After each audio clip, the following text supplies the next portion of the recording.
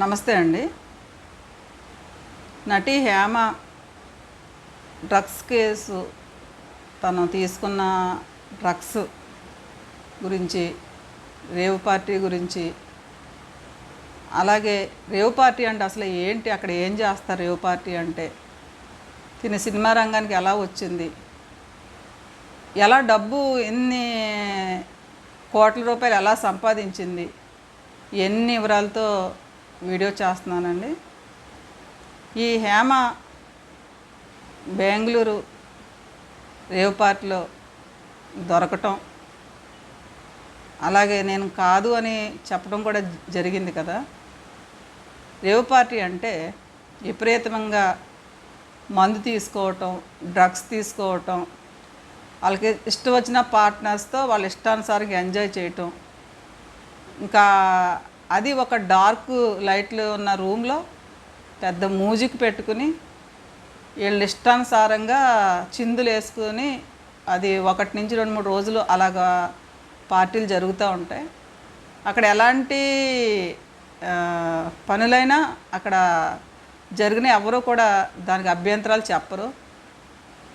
ఇది సిటీస్లో జరుగుతూ ఉంటాయి, కానీ కల్చరు ఇంత వరస్ట్గా, ఇంత చండాలంగా అయింది. ఈ హేమ రాజోలు గ్రామంలో తను పుట్టి పెరిగింది. తనకి తండ్రికి అంత మునుపు ఇంకో మొదటి భార్యతో పెళ్ళయి పిల్లలు ఉన్నప్పుడు కూడా హేమ తల్లిని 2వ వివాహం చేసుకుని, హేమ ఇంకో బ్రదరు పుట్టిన తర్వాత ఈమె ఫాదరు వీళ్ళని వదిలేసేసి ముందు భార్యతోటే ఉండటం జరిగింది. వీళ్ళకి సినిమాలు అక్కడ రాజోల్లో ఎక్కువ సినిమాలు షూటింగ్లు జరిగే నిమిత్తంలో ఆ ప్రాసెస్లో తన సినిమాలు యాక్ట్ చేయాలని చెప్పి చాలా అష్టకష్టాలు పడి వాళ్ళని వీళ్ళని అడిగినా సరే, అక్కడ ఒక నటి అయితే అక్కడికి వచ్చిన ఆర్టిస్టులు సినిమా ఫీల్డ్ అంత మంచిది కాదు, చాలా ఇబ్బంది పడాలి వద్దన్నప్పటికీ కూడా మమ్మల్ని చూడలేక ఈ ఫీల్డ్లోకి వస్తే వీళ్ళకి పోటీ అనుకుంటున్నారు కాబోలు అనుకున్నారే తప్పించి, కానీ వీళ్ళు సినిమాలోకి రావాలని అవకాశం అయితే వదులుకోలేదు. అలాగే వచ్చింది, ఒక పర్సన్ హెల్ప్తో ఒక 2 నెలలు రూమ్లో ఉంది, ఎలాంటి అవకాశాలు రాలేదు. అప్పుడు తల్లి కూతురు వెళ్ళి 2 నెలలు అయినా అవకాశాలు లేవు, వెళ్ళి ఫ్యామిలీ వెళ్ళిపోవాలని చెప్పి చెన్నై వెళ్ళటం, వీళ్ళ ద్వారా అలాగా అందరితో ఫ్రెండ్షిప్ చేసుకుని అందరితో క్లోజ్గా ఉంటూ తను మూవ్ అయ్యింది.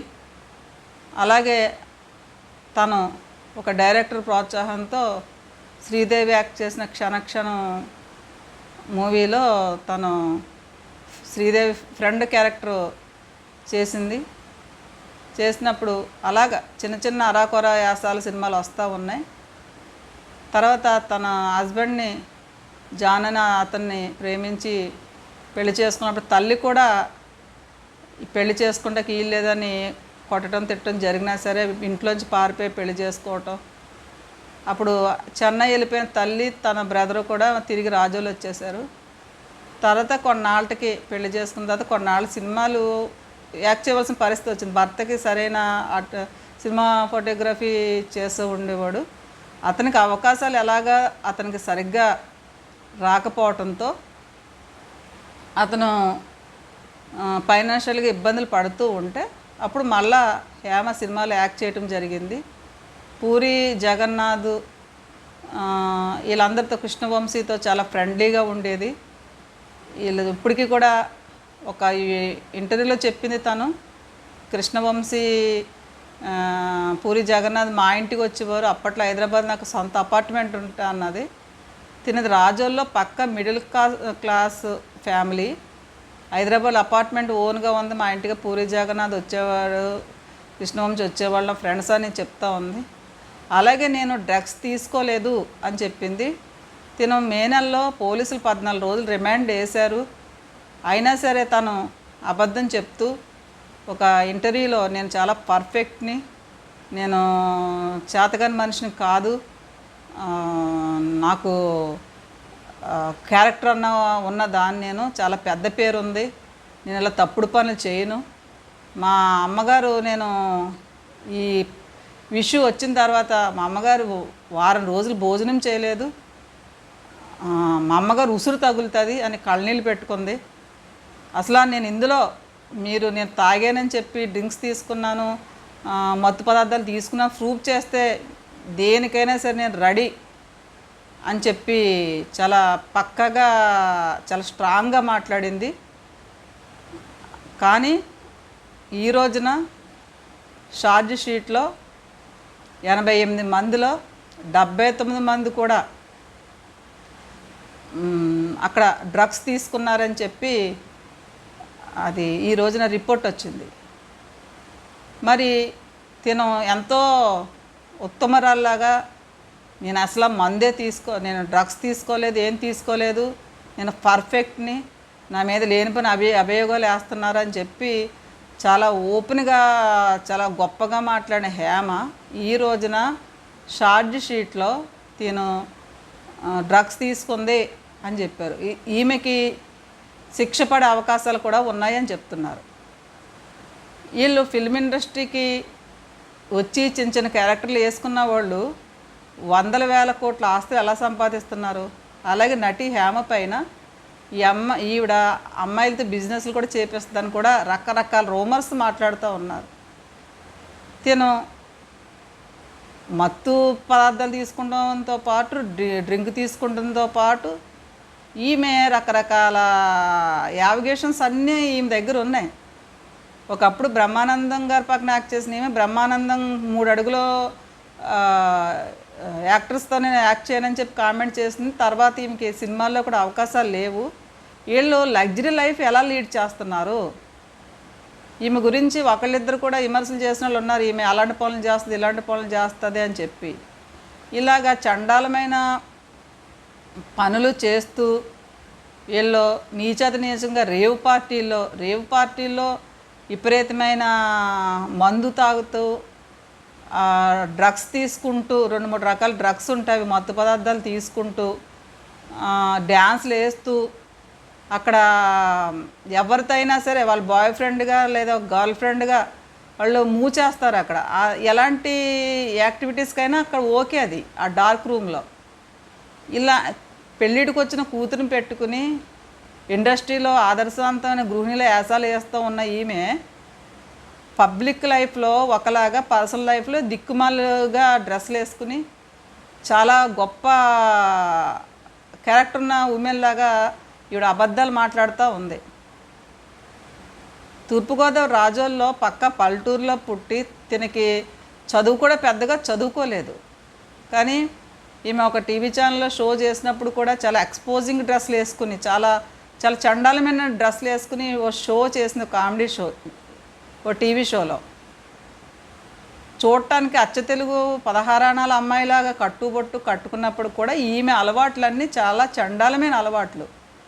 డబ్బు సంపాదన కోసం వీళ్ళు ఎలాంటి తప్పుడు దోవలైనా తొక్కుతారు. కానీ ఈమె చెప్పొచ్చేది ఏంటంటే, నేను పార్టీకి వెళ్ళాను కానీ నేను డ్రగ్స్ తీసుకోలేదు, నాకు రేవంత్ రెడ్డి గారు అపాయింట్మెంట్ కావాలి, పవన్ కళ్యాణ్ గారు అపాయింట్మెంట్ కావాలి అని చెప్పి మాట్లాడుతుంది ఈమె.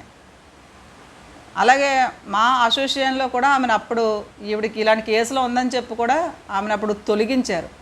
తర్వాత ఈమె టెస్టులు చేయించుకుని ఒక వీడియో బయట చేసి నా జుట్టు, నా గోర్లు, నా బాడీ అంతా చెకప్ చేసుకున్నాను, రిపోర్ట్లో నెగిటివ్ వచ్చింది, నేను ఎలాంటి ఆల్కహాల్ తీసుకోలేదు అంటే ఈమె తాగిందో లేదో ఈమె టెస్టులు చేసుకుంటే కానీ బయటికి తెలియదా అంటే ఎవరి కోసం ఆ టెస్టులు? జనాల కోసం. ఆ టెస్టులు చేసేవాడు ఆడు నెగిటివ్ పెడుతున్నాడో ఆ రిపోర్ట్లో పాజిటివ్ పెడుతున్నాడో ఈమె కావాలని చెప్పి ఆ రిపోర్ట్ తయారు చేయించుకుందో మనకేం తెలుస్తుంది.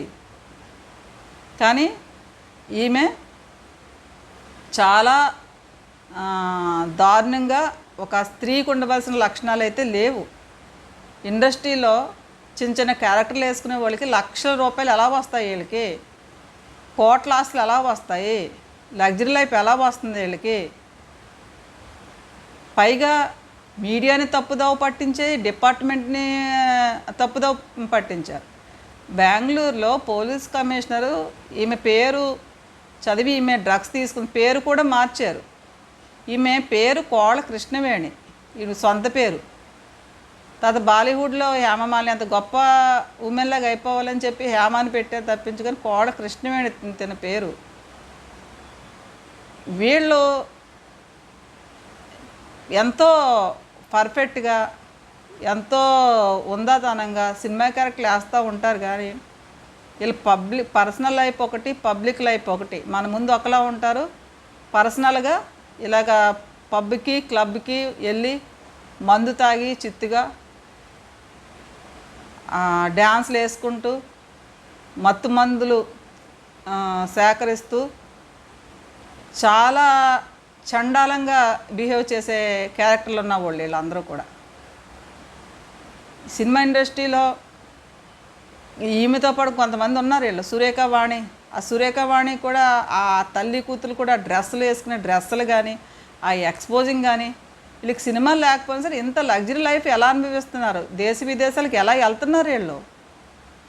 సురేఖ వాణి, హేమ, ఇంకా కొంతమంది ఆర్టిస్టులు ఉన్నారు. వీళ్ళందరూ అమెరికాలో వెళ్ళి ఏం చేస్తున్నారు, వీళ్ళు ప్రోగ్రామ్స్ కోసం వెళ్ళి ఎలాంటి పనులు చేసుకుని వస్తున్నారు వీళ్ళు. సినిమా క్యారెక్టర్లు ఉండవు. వీళ్ళు కట్టే బట్టలు కానీ, వీళ్ళు వాడే కార్లు కానీ, ఇంత లగ్జరీ లైఫ్. సినిమాలో వీళ్ళు ఏమైనా హీరోయిన్ వేషాలు వేస్తారా? క్యారెక్టర్గా ఆర్టిస్ట్కి ఎన్ని లక్షల రూపాయలు వస్తాయి ఒక సినిమాకి? వీళ్ళు సంవత్సరానికి ఎన్ని సినిమాలు యాక్ట్ చేస్తున్నారు? వీళ్ళు మసిపూసి మాడికాయ చేసి ఈ విషయాన్ని 10 మందికి నేను డ్రగ్స్ తీసుకోలేదు, మా అమ్మ ఉసురు తగులుతుంది అని చెప్పి దొంగ కన్నీళ్ళు పెట్టుకుని ఆ బెంగళూరులో ఆ 6 ఫీట్ ఉన్న అమ్మాయి నేనైతే కాదు, ఆ అమ్మాయి పాలిష్ చేతికి ఒక రంగుమైన పాలిష్ ఉంది, నా చేతికి అసలు పాలిషే లేదు, అలాంటి పాలిష్ వాడను, ఇలాగా అంటే బెంగళూరులో నన్ను పోలీసులు అరెస్ట్ చేయలేదు అని అబద్ధాలు చెప్తుంది. డిపార్ట్మెంట్ని మోసం చేసి నేను అసలు బెంగళూరు రేవ్ పార్టీలో లేనని చెప్పింది. మీడియాలోకి వచ్చేమో నేనేమో అసలు బెంగళూరులో లేని ఇక్కడ ఫామ్ హౌస్లో ఉన్నానని చెప్పింది. వీళ్ళు పోలీసులు అబద్ధం చెప్పి ఒక లేని మనిషిని ఉందని చెప్పవలసిన అవసరమైతే లేదు. ఆ రోజున ఆ 89 మందిలో 79 మంది కూడా డ్రగ్స్ తీసుకున్నారు. వీళ్ళ మనకి ఇన్స్పిరేషను. వీళ్ళు చెప్పే సోది, వీళ్ళు చెప్పే కహానీలు మన ఇంటూ మనం నమ్మటం అనేది చాలా శుద్ధ పొరపాటు.